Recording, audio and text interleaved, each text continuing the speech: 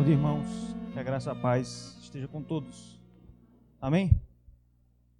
Meus irmãos, eu gostaria de dizer, nesse início, que nós sempre estamos em busca nós sempre estamos buscando tornar a nossa vida mais fácil. Nós sempre estamos tentando tornar o nosso cotidiano mais simples. Inclusive, o progresso tecnológico consiste exatamente nisso, tornar a nossa vida mais fácil. Antigamente, há 20 anos atrás, 10 anos atrás, 15 anos atrás, eram muito raros os portões elétricos, né? Os portões de carro elétricos. A maioria ainda era manual. Você tinha que descer do carro, abrir o portão para poder estacionar o carro ou tirar o carro. Hoje, a grande maioria das casas tem portões elétricos. Você simplesmente aperta um botão e o portão se abre. Aliás, aproveitando o fato de que eu falei ontem que eu sou muito esquecido, um dia desse eu bati no portão do carro porque eu esqueci de abrir. Eu fui tirando o carro, esqueci de abrir o portão. Aí fui lá e abri. Aí eu lembrei de abrir, né? Quando bateu. Mas o desenvolvimento tecnológico consiste exatamente nisso. Eu lembro que quando eu era criança, na casa do meu avô Zuzinha, tinha junto da televisão tinha aqueles receptores que tinham analógicos, né, que tinha um potenciômetro através do qual você sintonizava, não sei se é frequência, no caso da televisão, frequência. Você sintonizava ali a frequência do canal e tinha que deixar no ponto certinho para poder o sinal pegar direitinho. Se ficasse mais para lá ou mais para cá, ficava um chiado. E as televisões mais antigas ainda, assim, do tempo de André mais ou menos, elas, abaixo do televisor, da tela, já vinha um potenciômetro com posições pré-definidas. Você fazia pá, pá, pá, e aí ali tinha, não sei, André sabe aí, 6 ou 8 canais tinha na televisão aí. Hoje nós trabalhamos com as televisões com controle, como é que se chama aquilo ali?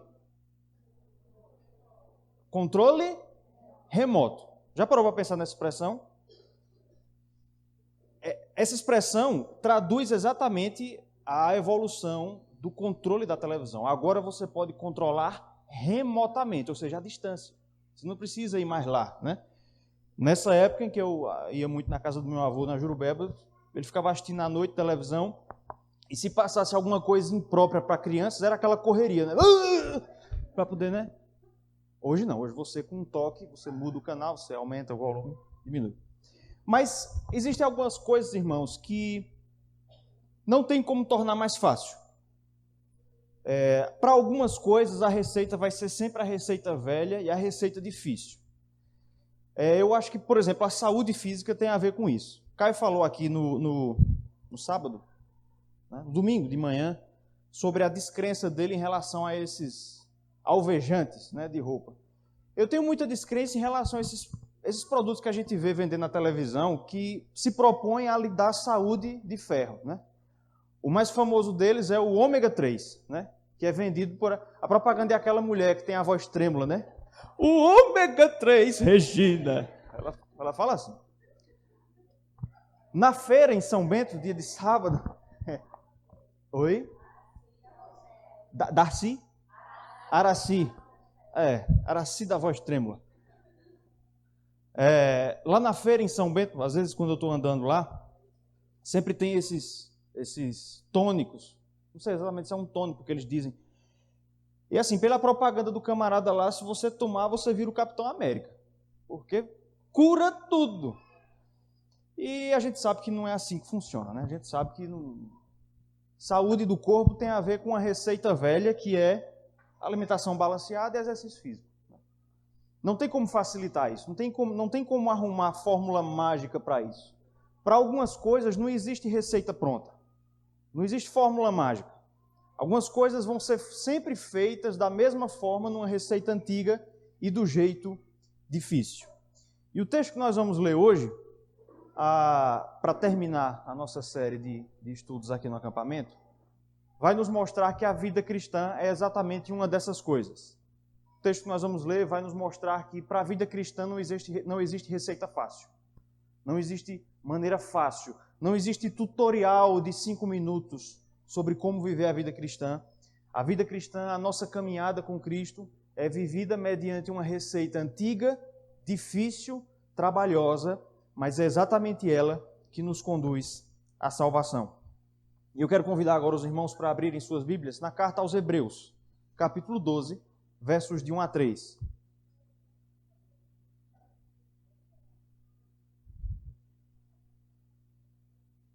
Carta aos Hebreus, capítulo de número 12, versos 1 até o verso 3. Vamos ler todos juntos esse texto? São só 3 versículos. Vamos ler todos a uma só voz. Todos encontraram? Hebreus, capítulo 12, versos de 1 a 3. Todo mundo achou? Amém? Vamos ler? Portanto, também nós, visto que temos a rodear-nos tão grande nuvem de testemunhas, desembaraçando-nos de todo o peso que tenazmente nos assedia, corramos com perseverança a carreira que nos está proposta, olhando firmemente para o autor e consumador da fé, Jesus, o qual, em troca da alegria que lhe estava proposta, suportou a cruz, não fazendo caso da ignomínia, e está assentado à destra do trono de Deus. Considerai, pois, atentamente aquele que suportou tamanha oposição dos pecadores contra si mesmo, para que não vos fatigueis, desmaiando em vossa alma. Amém. Vamos orar? Deus nosso Pai, é apelando, ó Deus, para a Tua graça, que mais uma vez nós te pedimos que o Senhor se faça presente nesse instante. Que o Senhor fale ao nosso coração, que o Senhor nos mostre, através do texto sagrado das Escrituras, inspiradas pelo Senhor, a maneira como o Senhor deseja que nós vivamos a nossa vida, a fim de que priorizemos o Teu reino, a fim de que, ó Deus, tenhamos como meta máxima de nossas vidas corrermos a carreira que nos está proposta. É isso que nós te pedimos, em nome de Jesus. Amém. Meus irmãos, o autor aos Hebreus, que nós não sabemos quem é, ele escreve para um grupo de cristãos de origem judaica, daí o nome com o qual essa carta é batizada, Hebreus, que estavam se sentindo tentados a deixar o cristianismo, a apostatar da fé, a deixar a fé em Cristo. Essa carta foi escrita, muito provavelmente, durante a perseguição do imperador Nero, entre os anos 62 e 64, entre os anos 64 e 68 da era cristã. Os cristãos estavam sendo perseguidos por causa do incêndio de Roma. E nesse contexto, aqueles cristãos de origem judaica estavam se sentindo tentados a deixar a sua fé. Eles já haviam perdido algumas coisas por causa da fé em Cristo. No capítulo 10, o autor aos Hebreus, ele nos informa que os cristãos hebreus eles tinham os seus bens haviam sido expoliados por causa da fé em Cristo. Provavelmente ele está se referindo ao fato de que aqueles cristãos devem ter sido expulsos da Itália no ano 49 por Cláudio, pelo imperador Cláudio, por crerem em Cristo, por serem cristãos. A fé, então, deles já lhes havia trazido alguns prejuízos, algumas dificuldades. E nesse momento, no momento em que a carta era escrita, os cristãos eram perseguidos. Por isso, aqueles irmãos estavam se sentindo tentados a deixar o cristianismo para voltar à sua antiga fé, o judaísmo, os ritos do Antigo Testamento. Repetindo, naquele contexto, ser cristão representava ser perseguido de maneira oficial, correr o risco de ter os seus bens expoliados, ser preso e, em casos extremos, ser até mesmo morto. Ao passo que voltar para o judaísmo significava voltar para a legalidade, já que nesse momento o judaísmo era uma religião legalizada, enquanto que o cristianismo não era. Por isso, muitos cristãos estavam se sentindo desanimados com a carreira cristã, com a vida cristã. O autor aos Hebreus escreve àqueles irmãos porque eles estavam vivendo a sua vida de maneira desanimada e letárgica. Nós percebemos isso, olha aí para o texto, no final do verso 3. Veja aí, finalzinho do verso 3. Para que não vos fatigueis desmaiando em vossa alma. Durante o texto, eu vou falar muitas vezes sobre isso, durante a pregação, eu vou falar muitas vezes sobre isso. O autor está trabalhando aqui com a imagem do atleta, do corredor, de alguém que está correndo uma corrida. E os hebreus estavam correndo a corrida dessa forma, fatigados, quase desmaiando. Se você quiser ter uma imagem mais vívida de como eles estavam correndo a carreira cristã, Olhe para os versos 12 e 13 do capítulo 12 aí. Por isso, restabelecei as mãos descaídas e os joelhos trôpegos, e fazei caminhos retos para os pés, para que não se extravie o que é manco, antes seja curado. Veja, eles estavam correndo a carreira com mãos descaídas, joelhos trôpegos, com os pés mancos, e, segundo o verso 3, cansados a ponto de desmaiar. Existe uma imagem que traduz de maneira exata isso que o autor aos Hebreus está nos dizendo. É a imagem da maratonista Gabriela Andersen Schiess, acho que é assim que se diz o nome dela. Uma maratonista suíça. Todo mundo aqui já viu essa mulher. Ela correu a maratona das Olimpíadas de 1984 e chegou em último lugar. Já viram aquela cena? A mulher andando quase desmaiando realmente, e quando ela cruza a linha de chegada, ela desmaia e é atendida pela equipe médica ali dos Jogos Olímpicos. Aquela mulher, aquela chegada ali, é a expressão exata de como os hebreus estavam vivendo a sua vida cristã. Veja se não é. Verso 12. Mãos descaídas, ela estava exatamente dessa forma. Joelhos trôpegos, ela estava exatamente bambeando os joelhos. Pés mancos, ela estava mancando de uma perna. Depois veja o vídeo lá. Fatigada a ponto de desmaiar. Era assim que os hebreus estavam vivendo a sua vida cristã. Quase parando de correr a corrida. Quase desistindo de continuar a caminhada. Por isso, o autor aos Hebreus, ele escreve àqueles cristãos para mostrá-los que eles deveriam completar a carreira, que eles deveriam correr essa carreira que lhes estava proposta. O capítulo anterior, o capítulo 11, é chamado popularmente de a Galeria da Fé, a Galeria dos Heróis da Fé, onde o autor aos Hebreus nos mostra àqueles cristãos hebreus o exemplo de uma miríade de muitos cristãos do Antigo Testamento, da Antiga Aliança, que haviam corrido a sua carreira e haviam completado. É por isso que no começo do verso 1 do nosso texto, o autor nos diz: portanto, também nós, visto que temos a rodear-nos tão grande nuvem de testemunhas, ele está se referindo aos heróis da fé do capítulo 11. Assim como eles correram a sua carreira e completaram a sua carreira e terminaram a sua carreira, assim também vocês, cristãos hebreus, e também o autor, nós devemos correr a nossa carreira. Veja o final do verso 1. Corramos com perseverança a carreira que nos está proposta. Então ele está dizendo, olha, assim como os crentes do Antigo Testamento correram a sua carreira e completaram, e foram heróis da fé por isso, nós também devemos correr com perseverança. O autor está dizendo, vocês precisam completar a carreira. Vocês não podem parar no meio do caminho. Vocês não podem começar a corrida e, faltando pouco para completá-la, desistirem. A ideia de perseverança aqui é exatamente essa, é de permanecer debaixo. Pense em alguém que está carregando um saco de farelo. É uma imagem muito comum aqui, todo mundo já viu isso em São Bento. Alguém carregando um saco de farelo. Ele tem que levar para um galpão que está a 100 metros de distância. E o saco é pesado. E enquanto ele carrega o saco, uma das sandálias dele quebra e ele torce o pé. Depois ele corta o pé em um espinho, o outro pé ele corta o pé. Depois vem uma mutuca e pica ele aqui no pescoço. Entra poeira nos olhos dele. Mas ele vai até o final e ele chega na sua meta com dificuldade e entrega o saco. A ideia de perseverança no grego é exatamente isso, é permanecer debaixo, é não soltar a carga. É exatamente isso que o autor aos Hebreus está dizendo, mas ele diz, corramos com perseverança a carreira. E esse é um ponto muito importante no texto. Porque nesse ponto, meus irmãos, o autor está trazendo aos cristãos hebreus um toque de realidade. Ele está mostrando aos hebreus a verdadeira natureza dessa carreira. A palavra carreira no grego aqui é a palavra agona. De onde vem a nossa palavra? Agonia. Agonia.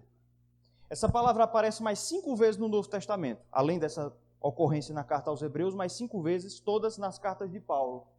E essa palavra sempre é traduzida ou como luta ou como combate. Então, o que é que o autor está dizendo aos Hebreus? Vocês precisam completar a carreira, mas essa carreira não é fácil.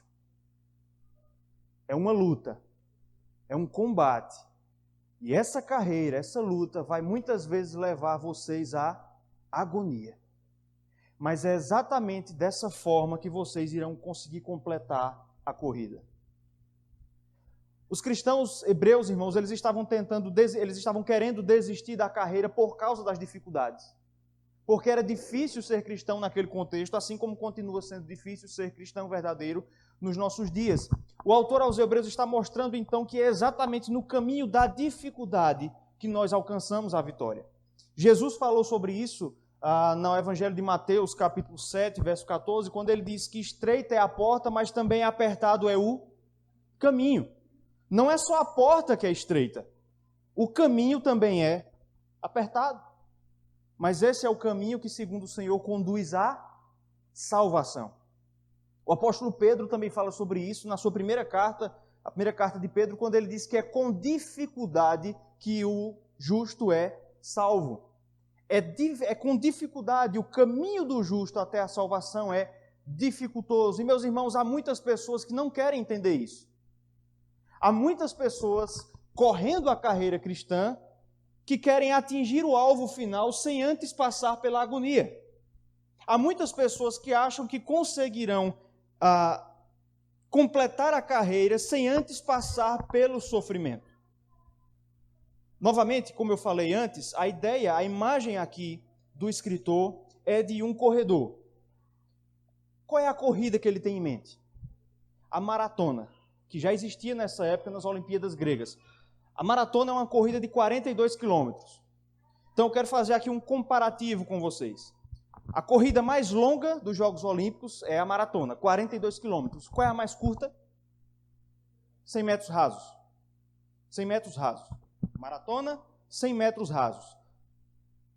O homem mais rápido do mundo é Usain Bolt, né? Ninguém ainda, acho que ele já parou, mas ninguém bateu ainda a marca dele. Quero que vocês tragam à mente aí.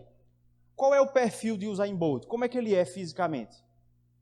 Ele é? Olha o tamanho dos braços. E via de regra, o corredor dos 100 metros rasos é forte. Porque a corrida dele requer explosão. Ele precisa correr rápido. Os músculos dele têm que responder rapidamente. Os músculos das pernas especificamente. Em contraposição, qual é o perfil físico do maratonista?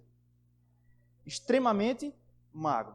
Vanderlei Cordeiro, né? Aquele maratonista brasileiro. Só o osso, né? Vejam, a imagem do corredor dos 100 metros rasos traduz alguém vencedor, né? Inclusive o Usain Bolt tinha aquele negócio de fazer assim, né? Você não vê nenhum maratonista com isso, fazer esse tipo de coisa. A imagem do corredor de 100 metros rasos traduz a imagem do vitorioso, do glamour do atleta. Ao passo que a imagem do maratonista traduz uma ideia de sofrimento, desgaste. O autor aos Hebreus está nos dizendo que a carreira cristã não é 100 metros rasos. A carreira cristã é uma maratona. Ela pode até ser curta no tempo, como foi a carreira do ladrão que se converte na cruz, mas ela é difícil na sua intensidade, porque aquele homem morreu como? Crucificado. A nossa carreira, portanto, é uma maratona. Ela vai te desgastar. Você vai se desgastar por causa da carreira cristã. Ela vai, muitas vezes, te levar à agonia, como eu falei, mas é exatamente esse caminho que conduz à salvação. E nesse texto aqui, meus irmãos, prosseguindo agora para a exposição propriamente dita, o autor ele vai nos apresentar duas atitudes básicas que nós devemos ter ao corrermos essa carreira, que são necessárias para que nós completemos a corrida.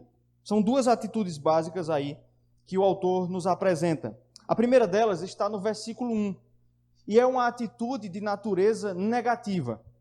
Aparece aí no verso 1 do capítulo 12 de Hebreus, que diz o seguinte: portanto, também nós, visto que temos a rodear-nos tão grande nuvem de testemunhas, agora, desembaraçando-nos de todo o peso e do pecado que tenazmente nos assedia.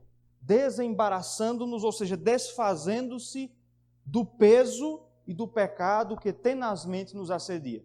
Qual é a imagem que o autor tem em mente aqui? A imagem que ele tem em mente é do caráter abnegado da vida do atleta. Mas o atleta olímpico que se preza, ele tem uma vida abnegada. Ele faz renúncias. Ele se nega a si mesmo em muitos aspectos para poder estar apto a correr a sua carreira. E é exatamente isso que o autor aos Hebreus está trazendo à nossa memória. Que assim como o atleta nega-se a si mesmo para poder correr a carreira, nós, na nossa carreira cristã, precisamos também nos desembaraçar de algumas coisas para podermos correr essa carreira. Do que é que nós temos que nos desembaraçar? O autor responde de duas coisas: do peso e do pecado. O que é o peso? A palavra peso aqui é a palavra grega onkon, que só aparece nesse texto do Novo Testamento. A ideia de desembaraçar-se do peso aqui, para o autor, é exatamente a disciplina alimentar que o atleta tem. Como eu falei, o maratonista é extremamente magro. E ele se mantém muito magro para que ele possa correr a sua carreira de maneira mais desimpedida. O maratonista entende que qualquer peso extra no seu corpo será uma dificuldade para que ele corra a sua carreira. Por isso, maratonistas são extremamente magros. E nessa época, os maratonistas corriam praticamente nus, sem roupa.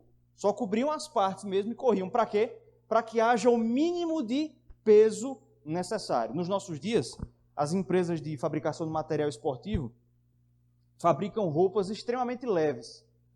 Para quê? Para que o atleta tenha que carregar o mínimo peso necessário para se movimentar com maior facilidade. É exatamente essa ideia que o autor traz aqui, ao nos dizer que nós precisamos também nos desembaraçar, nos desfazer daquilo que represente um peso. O que é o peso, então?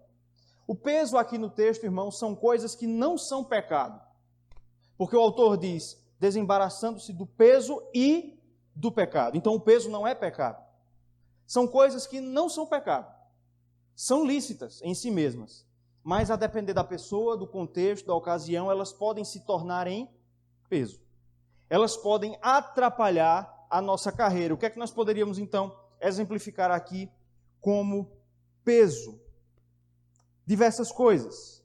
Hábitos, lazeres, compromissos, bens, coisas lícitas, coisas que não são em si mesmas pecado, mas que a depender do contexto de cada um pode se tornar em um peso.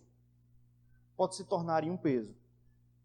O peso do qual você precisa se desfazer para poder correr a carreira cristã pode ser o computador que fica no seu quarto. Não é pecado por si só, mas pode se tornar um peso. Pode se tornar uma fonte de tentação. O peso do qual você precisa se desembaraçar pode ser uma amizade, que em si mesmo não é pecado, mas se te leva a pecar, se não te edifica, é um peso. O peso do qual nós temos que nos desembaraçar podem ser compromissos em excesso que nos levam a não ter tempo para Deus e para as coisas da igreja. Enfim, meus irmãos, tudo aquilo que se constitua em um empecilho para a nossa livre carreira cristã deve ser renunciado por nós. Em outras palavras, o autor está nos dizendo que correr a carreira e completá-la deve ser a nossa prioridade. E tudo aquilo que me atrapalhe nisso, eu renuncio. Deixa eu trazer 2 exemplos aqui, que são exemplos onde eu acredito que, apesar de sermos crentes verdadeiros, nós muitas vezes agimos de maneira bastante mundana. Eu me refiro, em primeiro lugar, à escolha do trabalho. Qual trabalho eu vou ter? Eu vou trabalhar com o quê? Qual é a profissão? Vejam, não é uma questão necessariamente de certo ou errado, se você vai ser médico ou engenheiro, pedreiro ou padeiro. Não tem a ver aqui com pecado, certo ou errado. Mas há outras questões que devem incidir nessa hora. Como é que geralmente nós decidimos qual é a profissão que nós vamos ter? Da mesma forma que os ímpios decidem. Geralmente utilizando 3 critérios: dinheiro, remuneração, gosto pessoal e status. Mas outras coisas deveriam ser consideradas. Esse emprego que eu estou querendo, lá eu terei liberdade para falar do Evangelho? Esse emprego vai me tomar o tempo com a igreja? Esse trabalho vai se constituir em um peso para mim? Esse emprego, essa profissão que traz status, como é que isso vai influenciar no meu orgulho? Eu corro o risco de me tornar alguém orgulhoso se eu me tornar essa profissão? Essa profissão que dá muito dinheiro, o que é que o dinheiro vai fazer com a minha fé? O amor ao dinheiro é a raiz de todos os males. Não estou dizendo que você necessariamente tem que ser pobre, ou que você tem que escolher necessariamente você tem que escolher uma profissão que renda menos. Mas outras questões devem incidir aqui. Outras questões devem incidir aqui. Outro exemplo que eu queria trazer é a questão da mudança, a mudança de endereço. Eu quero deixar claro aqui que eu não estou pensando em nenhum caso particular e eu não estou condenando quem quer que seja que se mude de cidade em razão de um curso ou de um emprego que aparece. Mas, ao mesmo tempo, continuando sendo sincero, eu vou dizer que qualquer pessoa que me pergunte, que peça o meu conselho, se deve se mudar de lugar onde mora ou não, eu sempre vou dizer que não, que permaneça onde está. Vou dizer por quê. Porque na grande maioria dos casos, mesmo entre os cristãos, essa é uma questão que é decidida com base em critérios puramente mundanos. Simplesmente mundanos. O que é que eu vejo muito acontecer? As pessoas chegam à faculdade, as pessoas fazem o seu curso e ao terminar elas se mudam e vão para o local onde há melhores oportunidades. Geralmente essa decisão é tomada desconsiderando coisas como o relacionamento com os irmãos, a sua vida na igreja, o seu discipulado na igreja. Para onde eu vou me mudar? Há uma igreja onde eu posso frequentar? Eu vou poder exercer os meus dons para onde eu estou indo? Vejam, irmãos, quando Paulo escreve aos Filipenses, capítulo 2, ele diz que nós devemos crescer juntos, lutando juntos pela fé evangélica. O crescimento espiritual se dá mediante a comunhão e o desenvolvimento de relacionamento com pessoas, e isso demanda que você permaneça. Novamente, não é pecado se mudar em razão de trabalho, de emprego, de que quer que seja, mas há outras questões que precisam ser consideradas e que pouquíssimas vezes nós consideramos. O autor está nos dizendo, então, meus irmãos, que mesmo quando as nossas decisões não envolvam questões de certo e errado, mesmo quando as nossas decisões pareçam ser coisas simplesmente do nosso foro íntimo, a lei de Deus também regula aquele aspecto da nossa vida. Nós devemos decidir aquilo que seja melhor para a nossa carreira cristã. Não é para a nossa carreira profissional, mas é para a nossa carreira cristã. Essa é a nossa prioridade. Desembaraçando-nos então do peso. Segundo lugar, nós devemos nos desembaraçar do pecado. O autor diz aí, do pecado que tenazmente nos assedia. Essa expressão aí, tenazmente nos assedia, só aparece aqui no Novo Testamento também. E ela significa, ela poderia ser traduzida assim, do pecado que facilmente nos cerca. Do pecado que é acossador, que cerca de perto. Vou trazer uma imagem aqui que ninguém vai ficar com dúvida. No futebol, quando tem um escanteio, o que é que os atacantes do time que tem o escanteio fazem? Eles vão para onde? Para dentro da área. O que é que os zagueiros fazem então nessa hora? Eles ficam de longe assim, Paulinho é o atacante, eu estou aqui, eu sou o zagueiro, fico só tirando o serviço. É assim que acontece? O que é que acontece? É aquele agarra-agarra. Inclusive, às vezes, até o árbitro marca pênalti, a depender do que acontece. É essa a imagem que o autor tem. É assim que o pecado nos assedia. É dessa forma. Ele não nos assedia de longe, mas ele nos pega de perto. O autor não está falando aqui do pecado de maneira genérica. Do pecado genericamente falando, mas sim dos pecados que nos tentam de maneira mais especial. Do pecado que, para mim, funciona como aquele zagueiro que fica cheirando no cangote, marcando.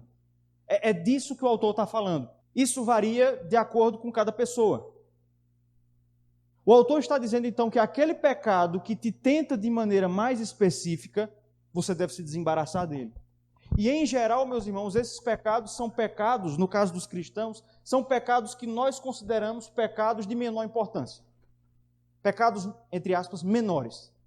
É exatamente esse que nós muitas vezes não mortificamos. São esses pecados que tenazmente nos assediam. Qual é o pecado que você precisa se desembaraçar? Pode ser as pequenas mentiras do dia a dia, para driblar situações difíceis no cotidiano. Pode ser, no caso dos homens, principalmente, o linguajar obsceno, que mesmo sendo crente, nós muitas vezes nos permitimos falar. O pecado do qual você precisa se desembaraçar pode ser a língua irrefreada, a fofoca. O pecado do qual você tem que se desembaraçar pode ser a ansiedade, pode ser a cobiça, pode ser as práticas que são impróprias para antes do casamento, entre namorados, pode ser o namoro misto. Pecados que geralmente nós consideramos menores, mas que nos atrapalham na nossa carreira cristã. Davi fala sobre isso, meus irmãos, no Salmo 51, quando ele diz que enquanto ele calou os seus pecados, enquanto ele não tratou dos seus pecados, o que foi que aconteceu? Os ossos de Davi envelheceram. Pecados não tratados engessam as nossas pernas espirituais. Pecado causa osteoporose espiritual, impede a nossa corrida, dificulta a nossa corrida, nos impede de orar, afasta a nossa comunhão com Deus, diminui o nosso fervor espiritual e assim nos torna mais lentos na nossa corrida. Portanto, a primeira atitude que nós temos que ter na carreira cristã, meus irmãos, é de caráter negativo. Você precisa se desembaraçar de quê? Do peso e do pecado que te impeçam de correr a carreira cristã de maneira desimpedida, de maneira livre. Lembra do texto de ontem, que eu falei ontem? Dos libertinos lá de Filipos. Paulo diz que eles eram inimigos da cruz de Cristo. Eles eram cristãos professos. Eles diziam que criam em Cristo, mas eles não gostavam da ideia de uma cruz. Eles não gostavam da ideia de ter que sacrificar algo. O autor está dizendo, se você quiser completar a carreira, você precisa fazer algum sacrifício. Você precisa se desembaraçar do peso e do pecado que tenazmente nos assedia. Mas, em segundo lugar, o autor vai nos mostrar que nós, além dessa atitude negativa, precisamos ter uma atitude positiva. Essa atitude está descrita aí nos versos 2 e 3 do nosso texto. Começo do verso 2, ele diz aí que nós devemos correr com perseverança a carreira que nos está proposta, olhando firmemente para o autor e consumador da fé, Jesus. E, novamente, o autor está trabalhando aqui com a figura do maratonista, do atleta. Porque assim como o atleta corre a sua corrida mirando um alvo, olhando para o destino final, assim também nós devemos correr a nossa carreira cristã mirando o objetivo final. No caso aqui, o objetivo final é o próprio Senhor Jesus Cristo. O texto nos diz aí que Jesus é o autor e consumador da fé. O que é que isso quer dizer? O autor está nos dizendo que Jesus foi o primeiro a correr a carreira da fé. Que Jesus foi o primeiro a fazer a sua carreira e completar a sua carreira. Ele é o autor, ele começou a carreira da fé, mas ele é também o consumador. Ele terminou a sua carreira. Jesus teve uma carreira também para correr. E nós falamos sobre isso aqui, nós ouvimos sobre isso ontem à noite. Jesus também teve a sua carreira, e ele correu a sua carreira, e ele completou também a sua carreira. Essa carreira está descrita aí no complemento do verso 2. O qual, ou seja, Jesus, em troca da alegria que lhe estava proposta, suportou a cruz, não fazendo caso da ignomínia, e está assentado à destra do trono de Deus. Essa foi a carreira que Jesus correu. O autor nos diz aí que Jesus, em troca da alegria que lhe estava proposta, Jesus teve um alvo. Jesus teve um objetivo. A sua meta era alcançar a alegria ao ser exaltado junto ao Pai. Em troca dessa alegria, Jesus suportou a cruz e não fez caso da ignomínia, ou seja, da vergonha dos homens. Em outras palavras, irmãos, Jesus fez exatamente o que nos é ordenado aí no verso 1. Jesus se desembaraçou do peso e do pecado. Jesus não permitiu que a vergonha o impedisse de completar a sua carreira. No texto lá de Filipenses 2, 5 em diante, Paulo nos diz que Jesus não julgou como usurpação o ser igual a Deus, antes se humilhou. Jesus não se apegou ao fato de ser Deus para se negar a correr a sua carreira. Ele se desembaraçou do peso, Jesus não pecou. Jesus não permitiu que o pecado atrapalhasse também a sua carreira. Ele completou a sua corrida e onde é que ele está agora? Final do verso 2, está assentado à destra do trono de Deus. Então é exatamente ao olhar para o exemplo de Cristo e da forma como Ele completou a sua carreira que nós somos habilitados também a corrermos a nossa carreira. É olhando para o exemplo de Cristo, é olhando firmemente para o autor e consumador do caminho da fé que nós corremos a nossa carreira. Verso 3, o autor nos diz: considerai, pois, atentamente aquele que suportou tamanha oposição dos pecadores contra si mesmo. A palavra considerai aí, ela tem o significado de pesar, tirar a soma. O que é que o autor está dizendo? O autor está dizendo o seguinte: olha, vocês estão querendo desistir da carreira porque estão sofrendo?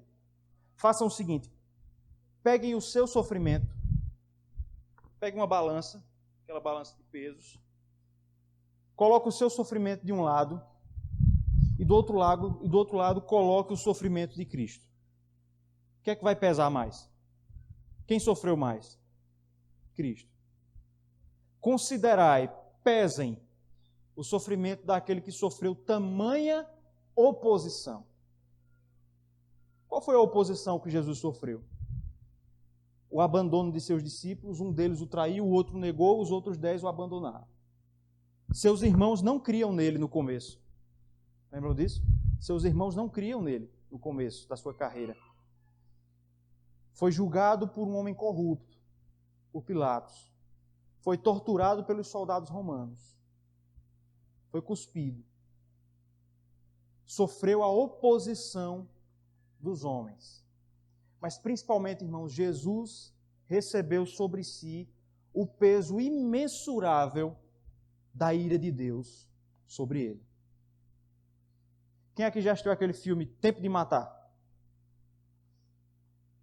Meu Deus. Vocês não... Tempo de Matar é um filme bem antigo aí, que o enredo é o seguinte: um homem mata 2 homens que haviam estuprado a sua filha. E aí o enredo é o julgamento desse homem que matou os abusadores da própria filha. E há uma cena em que a filha daquele homem que está indo a julgamento por ter matado aqueles rapazes, há uma cena em que a filha conversa com o pai e, ao se referir ao episódio em que ela foi estuprada, ela diz o seguinte: papai, eu chamava pelo Senhor. Eu chamava pelo Senhor. Mas o Senhor não estava lá. Jesus também chamou pelo pai dele. E o pai dele estava lá. Mas Deus não socorreu o seu filho porque sobre ele estava a ira por causa dos nossos pecados. Porque tinha que ser assim. Porque o cordeiro precisava ser moído pela ira do próprio Deus por causa de nossos pecados. Considerai aquele que sofreu, aquele que suportou tamanha oposição. Considerem aquele que sofreu a oposição dos homens e recebeu sobre si a ira de Deus. É isso que o autor está dizendo. Pesem. O que vai pesar mais é o sofrimento que Cristo teve.